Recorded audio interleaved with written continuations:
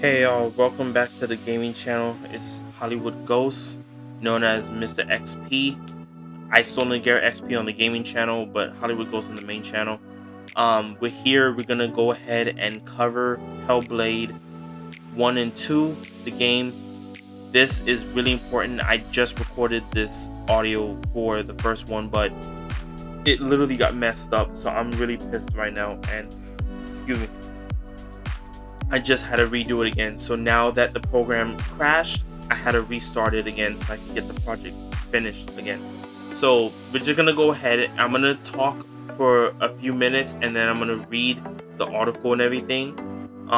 This is a really important vid about mental health and like certain things that I don't talk about in my gameplay walkthroughs or in anything special, but I made a bonus vid already covering some of the key things for Hellblade. I just want to go a bit in depth, a little bit about that with Hellblade 2 and Hellblade 1.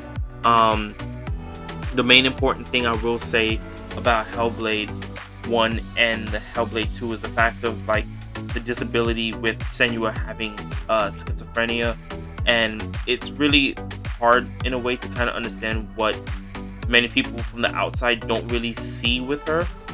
And for example, the person from the article that I'm going to read, the person never really the person didn't play the game from top to bottom. I feel like the person played like they needed to go see a doctor after they played this game or whatever, but it's not true like that. The thing is though, people from the outside don't see the key important factor of Hellblade, of Senua having like the schizophrenia disability, and her case in the game is supposed to be where she could see symbols and stuff like that. So in Hellblade 1, she's trying to find her boyfriend Dillian, and Dillian is supposed to be the person to give her the strength, or the person to give her like be the light to her darkness. And in the factor of playing Hellblade 1, she's going through everything trying to get back the love that she had and the love that someone gave her, because Dillian was the only one that actually loved her certainly for who she was with her disability. And with that being said, she had a lot of things going on, and with her dad being abusive or hating her in a way, that's another thing too, because like her dad, good thing I'm covering this again, because I didn't cover this in the first time the recording before it got messed up, before I had to re-record this. I didn't talk about her dad in the first one and the second one, because her dad really didn't love her a certain way, and he kept saying that she wasn't nothing in a way because of her disability with her schizophrenia, and she was not supposed to be a warrior, and her dad kept putting her down and stuff like that. So that's kind of what I will go into on the other half of Hellblade 1. But for Hellblade 2, like I said, the key concept of how she felt, I meant Hellblade 1, I didn't mean to say Hellblade 2, of Hellblade 1, she really tries to find herself or find her own place because of her disability, and her dad was never there, and like a lot of people in the village would tell her she's not meant to be a warrior like the guys and the other people in the village. So it's really something heavy and stuff like that. So that's really the key point of what I'm trying to say for Hellblade 1.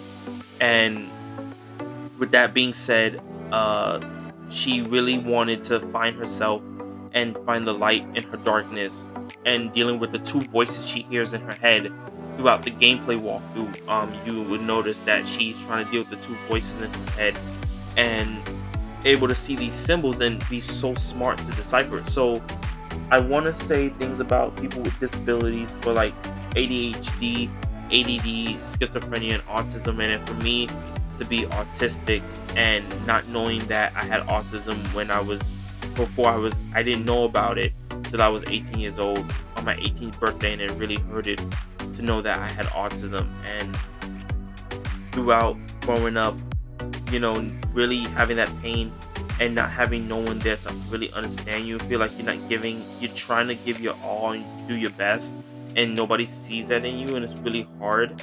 And that other heavy feeling you normally have inside that's really hard to deal with, people really don't see that.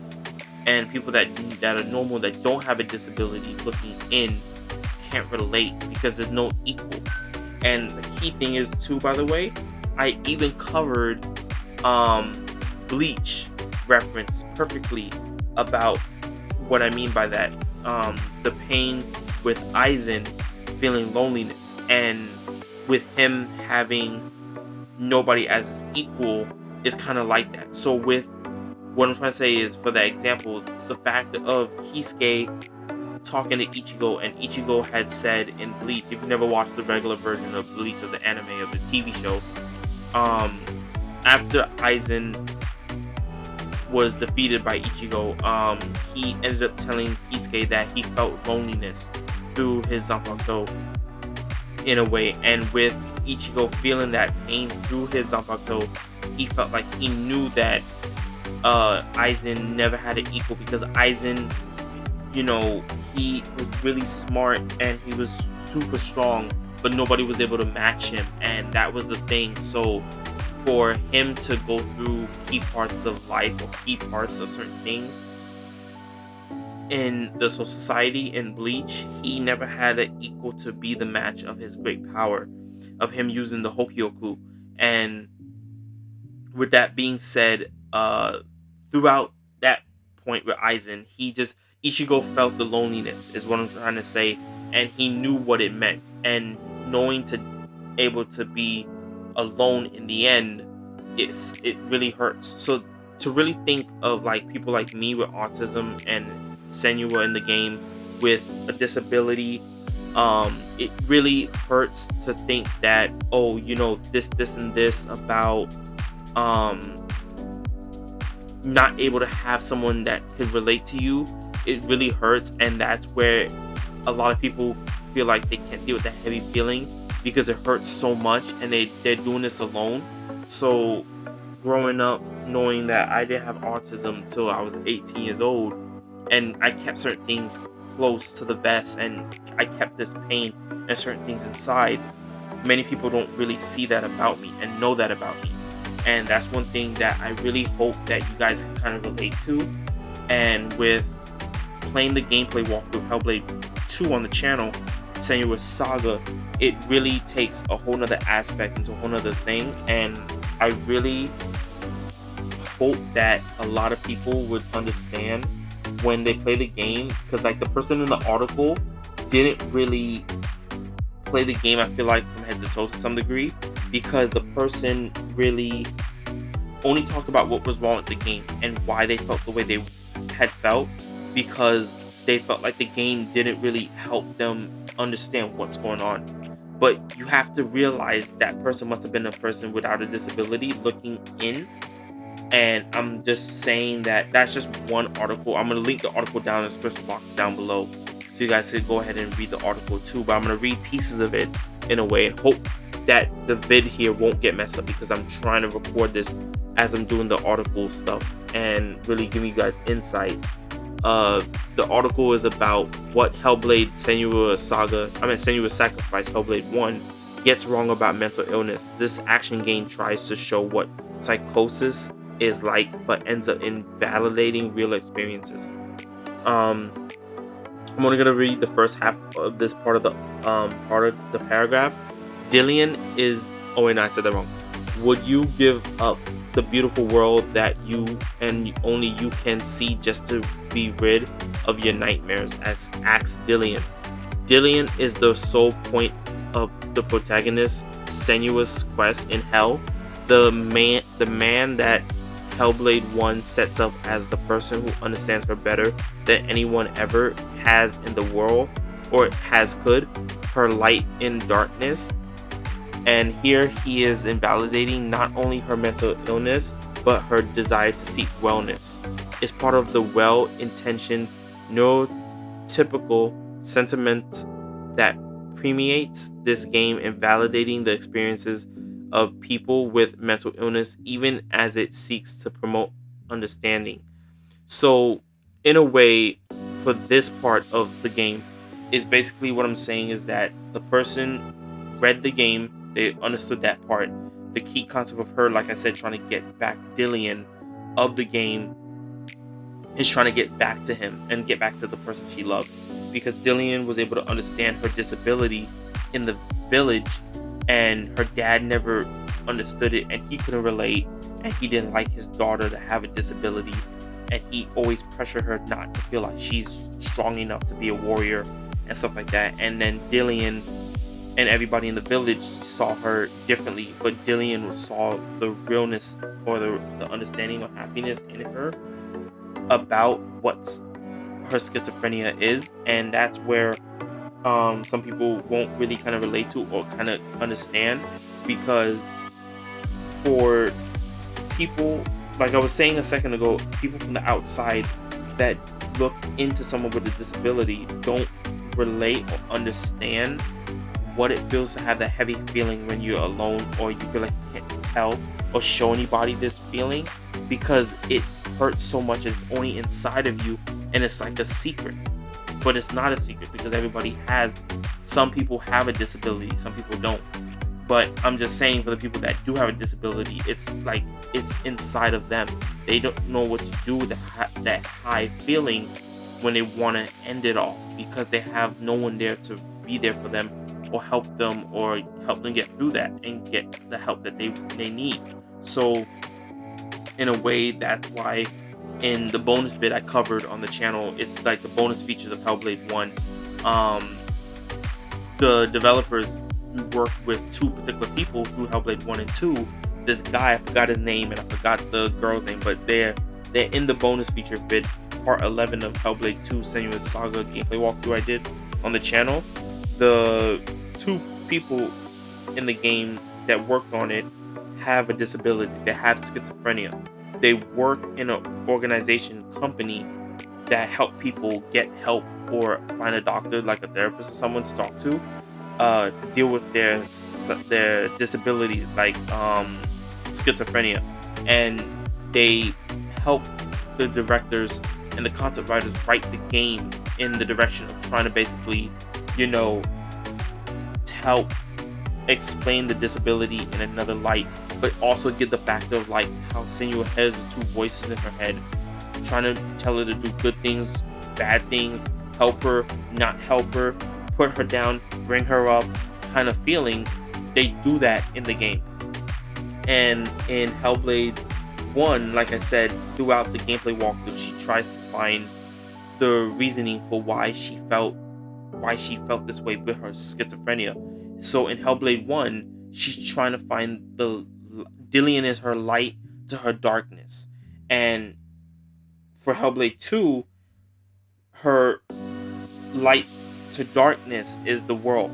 So it's kind of expanded differently. So that's what Hellblade 1 and 2 is. Hellblade 1 and 2 is mostly expanded between two key aspects of her life. So for Hellblade, I'm just going to go back to Hellblade 1 for a second. Because Hellblade 1, she does certain things in order to find the happiness through trying to find the well-being or the wellness of Dillian by trying to get better by finding him. And I'm going to read something from the article in a way also as well. Hellblade Senua's Sacrifice begins with a warning screen about this representation of psychosis. It cautions players who have a similar experience to take care when playing and provide a website, hellbladehelp.info, with contact info for helplines. This warning comes with showy mentions of professionals and individuals consultant in the making of the game. The whole thing is written in a skeptical, serious, and severe typeface pose against a black background. The first minute of Senua 1 is an odd mixture of sincerity, precautiousness, and confusion. And this person referenced some game or whatever. It's Grim Dark 2.0 or whatever, I think, or I don't know. The well-meaning grim dark with a diversity of inclusion initiative, but it left me holding a bag full of questions. I couldn't tell if I was being pandered to postured at or just being used. I didn't know who this game was for. Perhaps I should have listened to the warning and begged Sony for a refund, citing I'm severely mentally ill and the game says I probably shouldn't play. I'd be lying if I didn't admit that cynicism crept through me like Senua's black rot. Despite it all, I have never wanted to be proven wrong by a game more than I have with Hellblade 1. So basically, like I said, that right there really showed you that the person really never played the game, understanding what the key concept is. And I feel like the person doesn't really understand that people that have a disability can relate to the game and understand what it feels to be alone. And I was just talking about that a second ago in the vid here. The person didn't realize that the game is not talking about anything else but just finding ways to be better with the disability. And that's where a lot of people don't like to talk about things. And then, for example, I was talking in the first half of the recording when I recorded it the first time. I had said that in my music, people don't want to listen to me speak about the truth in my music, life and death and resurrection. And people in the high life don't like to talk about it. And for example, in my secret project I'm working on the Beat channel, I talk about that. I say things about the high life in a way, and people don't like to talk about life and death and the high life, or certainly resurrection, because they're afraid of speaking the truth on certain things. And that's not something you should hide. Why are you not wanting to talk about that? And that's one thing I talk about in my music, and a lot of things I do is relating to that.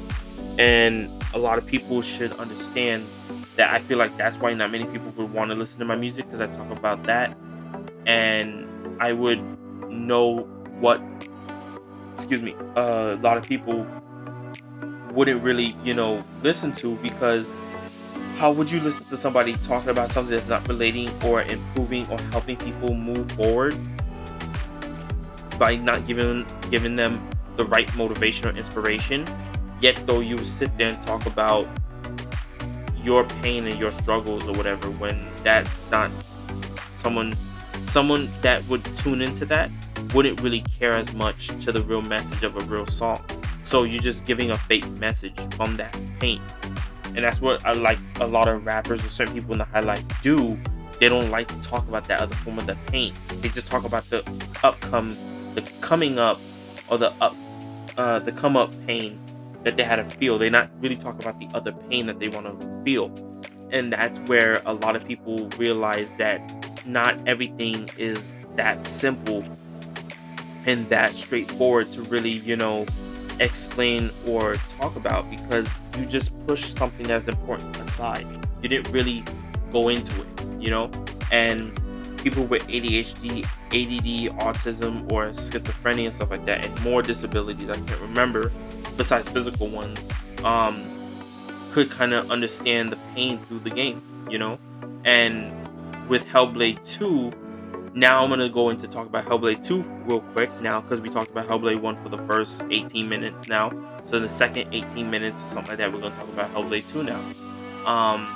With Hellblade 2, I'm going to try not to give away anything too revealing or whatnot with Hellblade 1 and 2 for you guys, but I know for sure that the game is fun. If you guys want to watch the full gameplay walkthrough of Hellblade 2, Senua Saga here that you see here in the vid.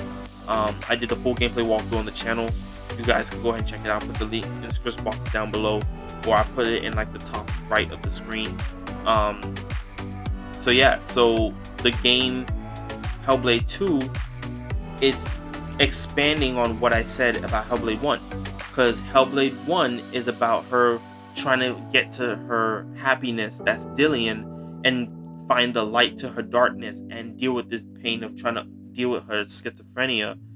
And a lot of people wouldn't really understand that that's what she's trying to get to and deal with in the first one. So with that being said, that's how Hellblade 1 is. So for Hellblade 2, she's dealing with the same kind of pain with her schizophrenia, the same high feeling of wanting to end it all or whatnot, but she ends up remembering pieces of who she was throughout the game. But with Hellblade 2, she meets the stranger the girl from the other village you see here in the vid. She meets the slaver right here. He's a slaver. He's the guy from Midgard. That's from another island. He or another mainland. He is the son of a great king, and he wants to do certain things to villagers by keeping the gods happy by making sacrifices. And she becomes friends with the slaver. She becomes friends with the girl from the unknown village in Midgard. She becomes friends with the stranger in a way. And near the end of the game, like I said, I'm not giving away anything. I'm just telling you what the concept of Hellblade 2 is. Hellblade 2, she just basically meets all these people and they become friends to her and help her with her disability. So the key concept of Hellblade 2 is that she's not alone. Through the gameplay walkthrough, she's not alone, and her disability, she doesn't have to walk through it alone, and she has to understand herself by looking in the mirror. Hence the chapter in the game, I think it was chapter 3 or chapter 4, where she finds the hidden folk, and she looks in the lake, in the cave, in the tunnel. She's in the cave and she looks in the mirror, the mystical water, and she has to see her reflection of who she is. And she now finds her purpose a little bit about understanding her disability more. And she tries to help the other people get through a painful, moment dealing with her disability or people that can be affected by her disability. But yet though the black rot is, following her, and that's why the visions of her dad throughout the gameplay walkthrough will pop up, and he would say that Senua, you're nothing or whatnot. Wherever you go, you touch with your black rot. You turn everything to rot. It dies or whatnot. That you can't save the people in this village, this new village in Midgard. The girl and the stranger. You can't save them or whatnot. Everything you touch turns to rot and stuff like that. So she feels like she's better than that, and the visions or the apparition of her dad telling her that, saying that she's nothing, is really, a hard thing for her. And that's where it becomes a big issue. And she tries to push through that pain, trying to say that she could make a difference, she could make a change. And that goes into a whole nother aspect of what I was saying before. The point of the pain of basically dealing with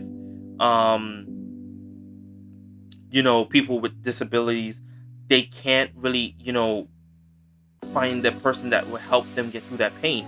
They keep trying to push forward, and they feel like I said earlier in the vid, they feel like they have nothing to offer, nothing to do. They're trying their best, and I try my best with my autism, and I feel like it's not my best. And that's the point of what I'm trying to make, is that I feel like I'm doing everything I can, but I feel like it's not enough. But it's still enough for some people to say I'm trying and I'm doing a good job, I guess, with my autism. And it hurts. People don't, like I said, people don't see that other pain or that heavy feeling inside that hurts a lot. And that's what I'm trying to say here in this special vid for Hellblade.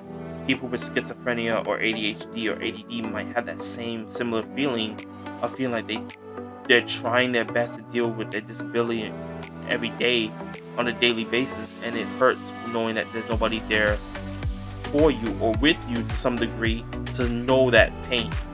You have people there by your side, you have people, in that kind of way, just that knowing that when you go through life, you can't find anyone that's equal to you. Like I was saying with the Bleach reference, with Aizen feeling lonely with Ichigo every time he kept hitting his Zanpakuto with his, and he told Kisuke that he felt only loneliness through his Zanpakuto when he was fighting Aizen. He knew what he meant. He knew what he felt. He felt like that there was no one equal to Aizen. There was no one able to equal his smarts and his strength, being strong. And that's what I'm saying with my autism and with schizophrenia. The whole point of the game is basically trying to say that if you do certain things, certain stuff that you have, you could put out into the world and could kind of see what happens. But people on the other end that don't have a disability need to understand people like us are trying our best, and that's all we could do. Trying your best in general is a whole thing, everybody tries their best to do their best, but for people that have a disability, they have a limit, and that limit can't be broken or reached, and that's where it becomes a problem. And a lot of people that don't understand that can't really see how it feels to be alone and trying to make that limit happen. They try to push that limit, and you see it with Senua. You see it in the first one, in Hellblade 1. She tried to push her limit, what she could manage with her schizophrenia, hearing the two different voices in her head, and then she would try to do her own thing and break from the voices and think on her own. And that's what I try to do at times. I try to not deal with the small voice in the back of my head, and I try to do things on my own and not worry about things, outside of what I could deal with, and that's the other pain that hurts a lot on a daily basis for me. I try my best to, work through other things that hurt and not worry about the second guess mindset thought of dealing with something, and it hurts. So that's what I'm trying to say about that for Senua, for the first one, for Hellblade 1. But Hellblade 2, like I said, she evolves with it. She ends up embracing, at the end of the gameplay walkthrough, if you guys watch the full gameplay walkthrough on the channel, at the end of the gameplay walkthrough, right here, she starts embracing it, and all the shadows and the black rot that she has in her, she starts to embrace that of the pain of the schizophrenia of disability parts of her. She starts to accept it the other way, and knowing that she has people on the side as a bonus helping her, like the girl here from the other village, and the stranger, and the slaver, now helping her deal with her disability and going through parts of her life now, knowing that she could understand her disability more and feel like it's all inside of her. She could still do what she could to help be happy and do what she can, and that's the whole point of what Hellblade is. And that's what I want many people to kind of understand through my music on my main channel, me trying to be happy and show the happy side of me. And music was always there for me growing up, and that's why I started doing music. That's the main channel. And doing the gaming channel, showing my funny side of who I am, and the vlog channel showing pieces of my life in between, and the beat channel showing my creative way of what I can do physically with my hands besides playing the game on the gaming channel. So in that case, I just want you guys to understand that's the whole point of what I'm trying to do, is try to be happy and be my happy version of myself, because that's all I want to do. I just want to be happy and try to find someone that could really relate to me or kind of understand that way. And Hellblade 2 is the same way, and Hellblade in general, is for some people that could relate and play the game and escape in with their disability in this kind of Greek mythology kind of world, and that's all I can say so far for now. But let's see what happens in Hellblade 3 with Senua, and if Ninja Theory work on the third one, probably, but it took a long time to make this one. Yeah, that's just all I gotta say for now. But I have a special message at the end of this vid. I want you guys to go ahead and read it carefully and take your time, really, understanding what it means, and hopefully you guys understand what I'm trying to say. And if you're not alone, you don't have to be alone. There's people there with you or for you.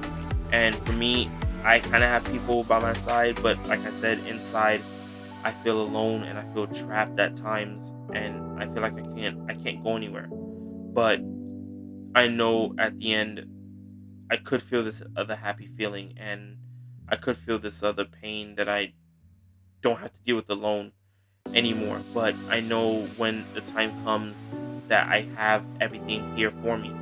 So growing up later on in the rest of my life, now that I'm grown now, it's not knowing what could await me. I just hope that everything that I feel inside will be worth it, So in the end, that's that. And I just want you guys to hopefully understand that you guys could always, talk to me or comment down below on the channel, or you guys can go ahead and, reach out for help or talk to someone you have, or find help in a way, that's that. You could do those things. There's stuff there for a reason. But anyway, like I said, at the end of this special vid here for Hellblade, you guys could go ahead and read this special message. It really means a lot to me. And I'm gonna try to set up a link with the organization for you guys to donate, to help out with the channel or help out with an organization, because I'm trying to really build this as a thing, because I'm trying to be a tuber a certain way and really work with certain people or companies. And I really want to donate for like the autism organization for the .gov thing. And if you guys donate to the channel, you're not doing anything that's bad or I'm scamming you guys. If you donate to me, I would use it for the channel to create content, because this stuff is not easy to make and this stuff is not cheap. So being a tuber and making all this content by myself, it takes a lot, and you have to understand, you guys want the content, you guys want more. If you guys support the channel, it would be really grateful to help out by doing that. But yeah, I don't want to waste your time and waste more time with the ending here. But please, like I said, for the final time, respect the message, understand it at the end of this vid. And it's your boy Hollywood Ghost, Isoligera XP, Mr. XP, aka here on the gaming channel. And I see you guys in the next one. Thank y'all for watching this vid. Be safe and be happy.